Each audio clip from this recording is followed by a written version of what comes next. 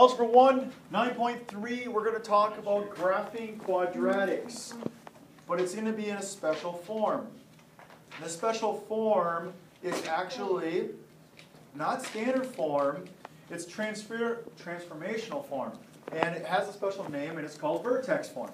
So first of all, we already know what standard form of a quadratic looks like. It's there. ax squared plus bx plus c. We've factored it. We've graphed it now. Now let's say, maybe there's a better way to graph these. Because they're not all centered at 0, 0, right? They're moved. So where are they moved? Are they moved left 5 places, right 5 places, up or down? Is it stretched or is it shrunk? Those types of things. And we did the parent, family, child already with the, which ones do we do? Exponential graphs? So it's the exact same thing here today, but on this form, and this is called vertex form. So vertex form of a quadratic is still y equals a times x minus h squared plus k. Notice a, h, and k come back.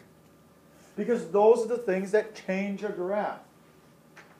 And so a still does the same thing. H and k do as well. A is your vertical stretch or shrink. So maybe we should write that down again. Where A is our shrink or stretch, right? Vertical. So maybe put vertical. And we also can say that it's reflected about x-axis when it's what? When A is negative. If A is negative, it says instead of opening up, it'll open down. H is our left or right movement, and K is the up or down movement. Yes? You guys remember that? It's coming back a little bit. So again, what we're going to do is we're just going to do an example or two using the parent, family, child, making sure we got the right order and everything's ready. And here we go. So the first one we are going to graph is y equals 2 times the quantity of x minus 1 squared plus 2. Actually, I do want to go back one more time here. I realized, why do we call it vertex form? Because it'll give us the vertex. Sorry, let me go back here. Where if you're given this form, your vertex, guys, it's where the vertex is at h, comma, k. Your vertex is at the point h and k. That's awesome. So you know your vertex. And if you know your vertex, you can make a t-chart pretty quickly, right? Those types of things. So, going back to here, unfortunately we're not making t-charts to graph these. We're using our parent, family, child method. But where's the vertex of this particular problem? Where is the vertex of this quadratic? What's h? This is the one with the x. It's always opposite, right? This is the h value in here. What is it? It's 1. It's a positive 1. What's k? 2. So your vertex is at 1, 2. Because remember, this, guys, is supposed to be x minus h. So that means that the 1 is negative, or positive, sorry, to stay that form of x minus 1. So it had to be a positive 1. And k is always what k looks like. Now, we have to go to the parent. The parent is take everything away. Cover up the 2, cover up the 1, and cover up the 2, and you're left with y equals x squared.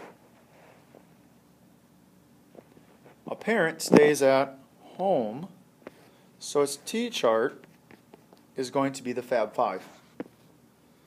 or 0's in the middle, -1, -2, 1, and 2. Square all those numbers. Put them into the equation, right? What's -2 squared? It's 4. -1 squared? 1. 0 squared? 0. 1 squared? 1. 2 squared? 4. Guys, that's the parent. The parent will never change.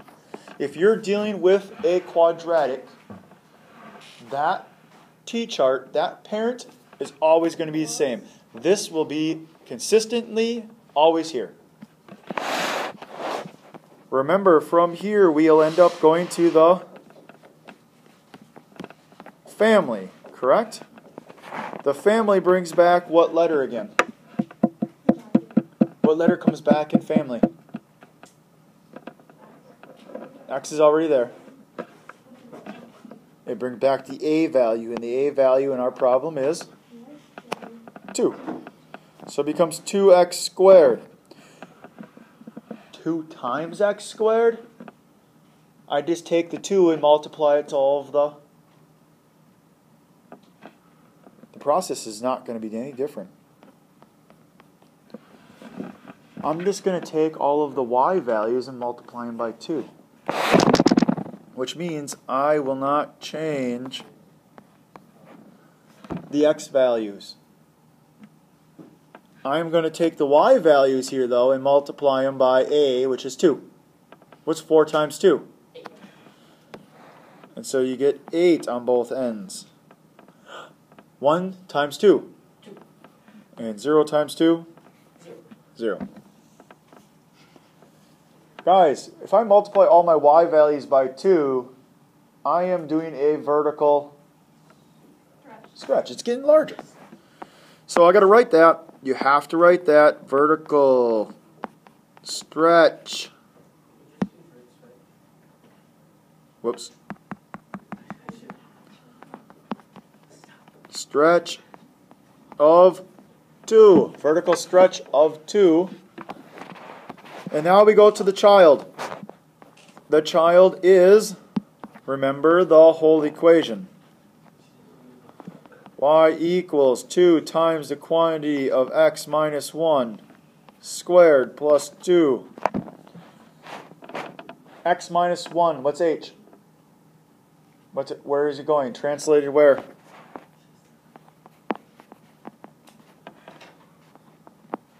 Where do we say it's going? Left or right, and how far? H is our left-right movement. How far?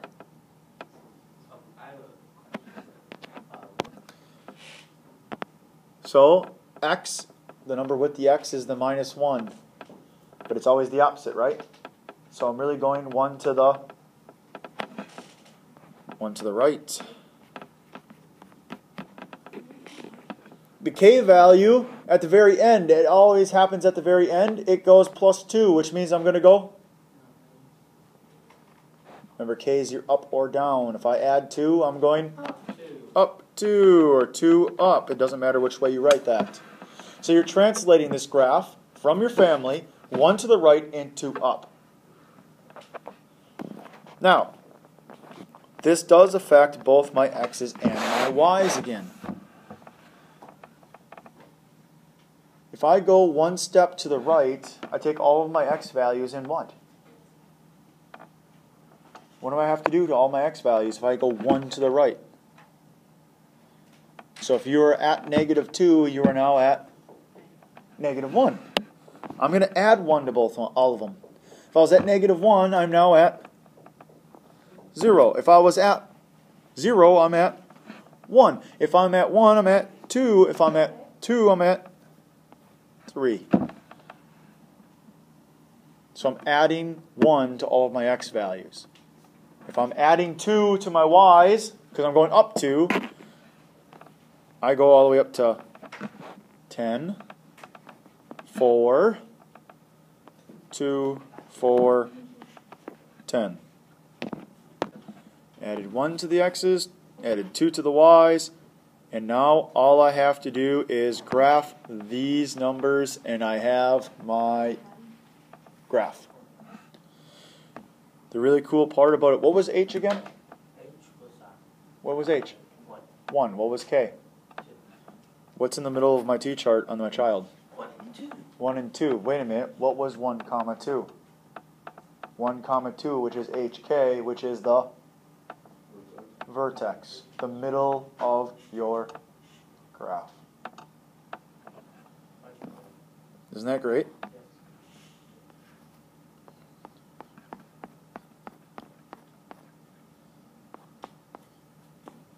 So, -1, 10, 3, 10, 0, 4,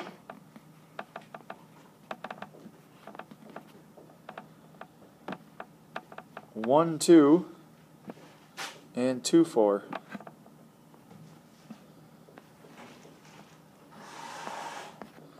And there's your graph. The nice thing about the parent-family-child is that it actually can give you the middle of your graph and points around it very easily and quickly. Now, if I asked you to solve this by chance, by graphing, like we did in the last section, what are the solutions to this? Tying a few things together, what's the solutions to this?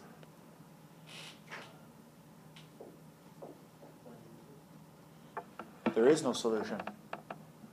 Where's the x-axis? The x-axis is way down here, guys. Where does it cross it? It doesn't. There is no solution to this quadratic.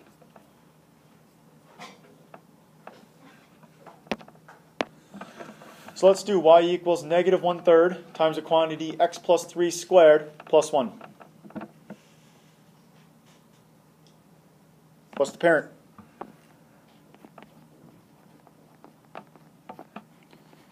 Parent's always going to be y equals x squared. The t-chart will read what?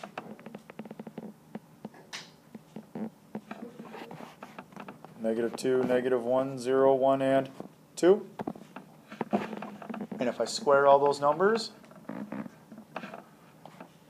4, 1, 0, 1, 4. Then we move on to the family. Family brings back what letter? Brings back the A. What is A in this case? -1/3. So there's actually two things we got to talk about. I'm multiplying it by 1/3. If I multiply something by 1/3, it gets what? If I multiply something by 1/3, it gets smaller. So it means it's going to be a vertical what? Shrink of 1/3. It's 1/3 the size. But it's also negative, which means instead of opening up, it opens down, or we use better words in this parent-family-child. We say it's reflected about x-axis, right? Then it's reflected about the x-axis. The words need to be there, but don't affect the fact that all I'm going to do is take my y values of the parent t-chart and multiply them all by -1/3. So guess what? All of these are going to stay the same. But then I take my y values. What's 4 times a -1/3? It's a -4/3. Yes? -1/3. 0. -1/3. -4/3. So everybody's good with multiplying my y's by -1/3? Then we go to the child. And the child is the whole entire thing. X plus 3 squared plus 1. Now we say it's translated. Which way? How far? Translated. X plus 3. Where's it going? You're thinking, oh, it's the x is plus 3. It's actually minus 3. So it's left 3, and then it's plus 1. So it's up 1. So I'm going to take all of my x values, and if I'm going backwards 3, I'm going to subtract 3. I'm going to take all my y values and add 1. If I start at negative 2 and I subtract 3, I'm at negative 5. If I start at negative 1, subtract 3, negative 4, then negative 3, negative 2, and negative 1. That's so nice because they're all in a row. So we end up from negative 5 to negative 1. Now, unfortunately, the y's are not nice numbers. If I am at a negative 4/3 and I have to add 1, we have to have common denominators when we do this. So I'll change colors and I'll add right onto it. Doesn't that just 3 over 3 is 1? So what happens when I add 3 over 3 to, I'll add 1 to the 0, and then plus 3 over 3. The nice thing about this, if you do half of it, the other half will come along for the ride. What's negative 4/3 plus 3/3? How about a negative 1/3? If I'm at a negative 1/3 and I get 3/3 added to it, now I'm at 2/3. 0 plus 1 is 1. And then it just flops over and you get 2/3 and negative 1/3. Hey, look at this. Negative 3, 1. Isn't that just h and k again?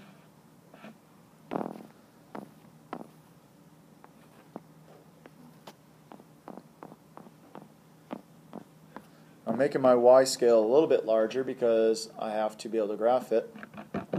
Negative 3, 1 is way up here.